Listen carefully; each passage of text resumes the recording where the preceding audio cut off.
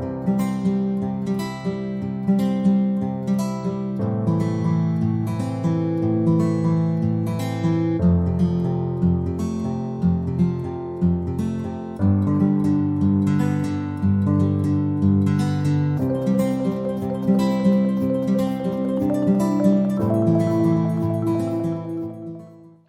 everybody, and welcome back. Today, we're going to be talking about Tier 3 in MTSSB and ABA. My name is Molly White. I'm from the New Hampshire Department of Education, the Bureau of Student Wellness and Nutrition, and I'm so excited to be joined today by Alyssa. Alyssa, could you introduce yourself? Thanks, Molly. I'm excited as well. My name is Alyssa Johnson. I am a board-certified behavior analyst, and I'm the Director of Behavioral Health for Constellations Behavioral Services. Awesome. I'm so thankful that you've been able to join us pretty much throughout this series to illuminate how MTSSB and ABA really work well together and are two pieces of the same puzzle. So today, as we talk about Tier 3, in MTSSB, this is where we see a bunch of adults and experts come together and wrap around an individual student that needs individualized and unique supports outside of what you would see at Tier 1 or in those small groups in Tier 2.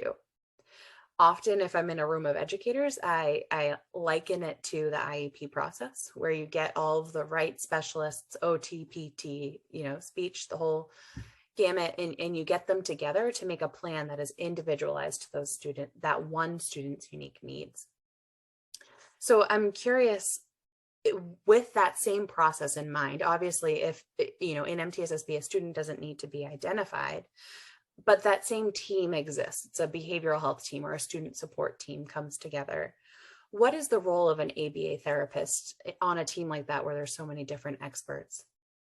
Sure, Molly. So I mentioned this in a previous video, but one of the first things that we really try to highlight for a team is that anything that the student does is considered a behavior. So taking away that preconceived notion or understanding that we have of that word, anything the student does is behavior. So if they're really struggling with skill acquisition, or they have interfering behavior, or maybe kind of a mix of both of those things, we're really looking to use the behavioral science to help improve those things.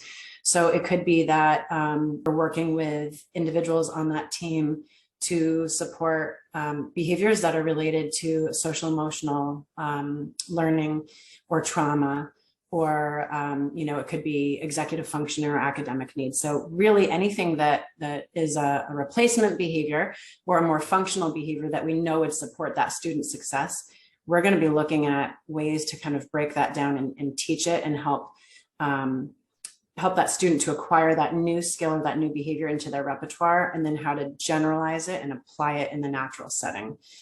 So we're really, I guess, if I had to speak for the vast majority of behavior analysts out there, I would guess that they would say their role is to be a collaborator. And while we have our own goals and behaviors that we would like to see promoted, we are also there to help support the goals of the rest of the team members, but from kind of a scientific and behavior analytic approach. You bring up such an interesting point. If there's, a student that's skill acquisition is kind of the term you were using, but like, let's say the skills are mathematics. It sounds like your same concept could apply in terms of breaking it down into the smaller individual bite-sized kind of pieces that make up the larger skill.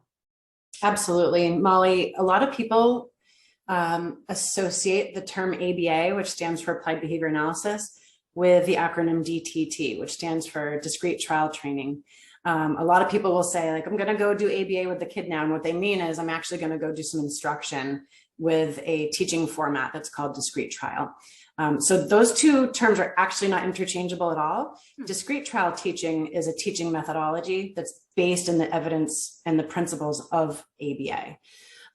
So yes, we do have really awesome teaching methods that promote skill acquisition for students who really do need larger concepts broken down into smaller, more attainable or more achievable bites for them.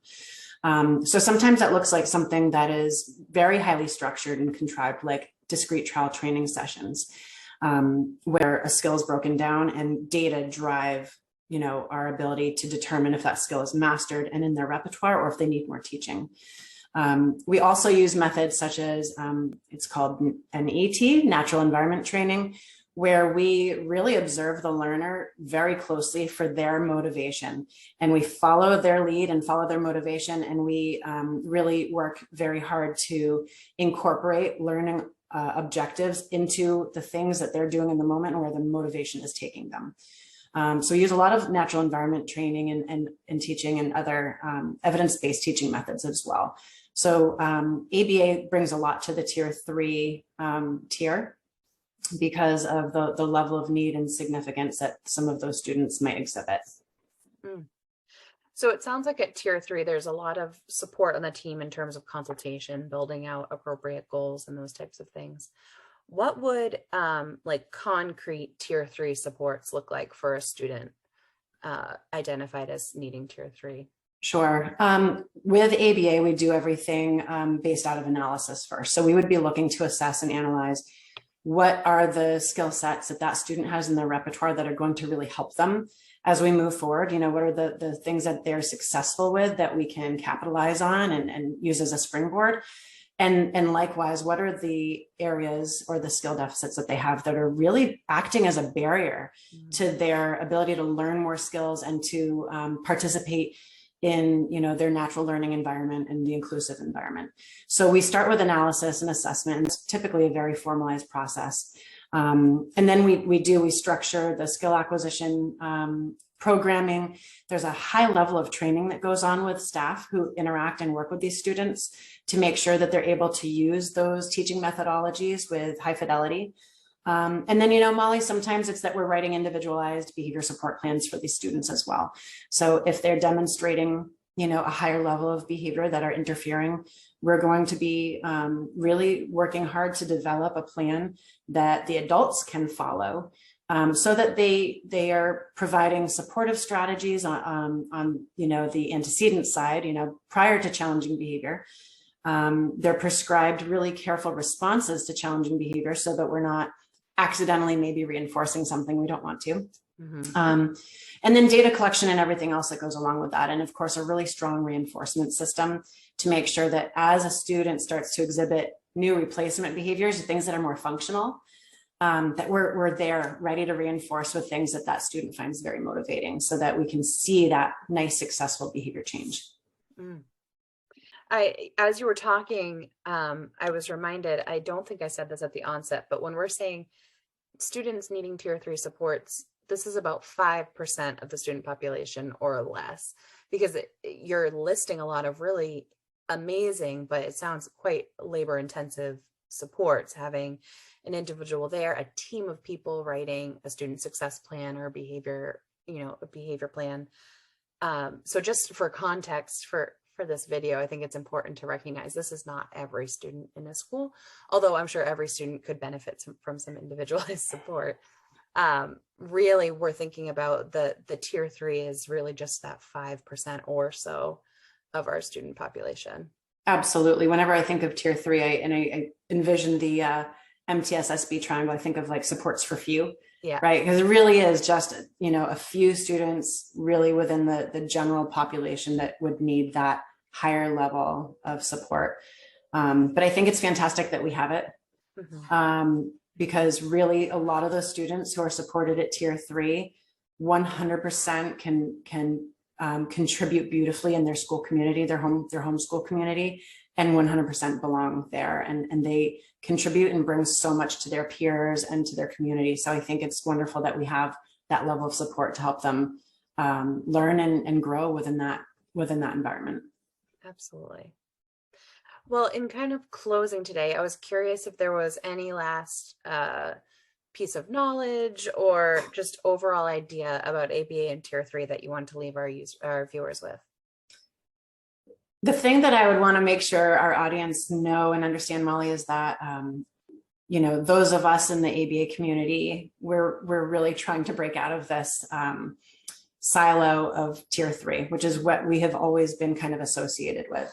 I think a lot of people very historically have felt that when you bring in a behavior analyst, you're bringing them in as kind of the last resort support, that we've tried everything else. We've exhausted all of our options and resources. And so now we're going to bring in a behavioral expert, which is really very sad because, again, if everything that we do is behavior, we could be really helping at, the earlier on, maybe, difficulties that a student might be exhibiting at tier 1, or, if a student is just having some problems at home or, with friends.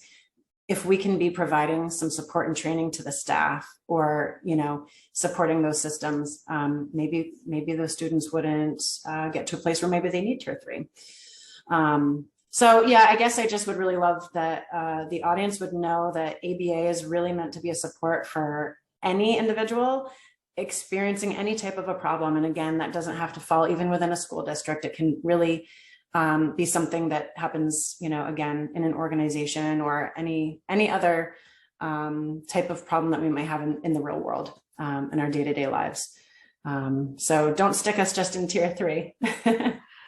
That's great. And I think you're just continuing to highlight how much ABA and MTSSB completely align, that, bringing in the ABA therapist at tier 1 to even just observe and provide some feedback could really, like you said in the previous video, kind of bolster those skills so that less students then bubble up to need the tier 2 and tier 3 supports. Absolutely. Fabulous. Well, thank you again for joining us. Thank you to our audience for tuning in. And like I've said in the previous videos, I encourage you to post your questions below. We're hoping to have some experts answer those questions in the last video of this series. And as always, be well.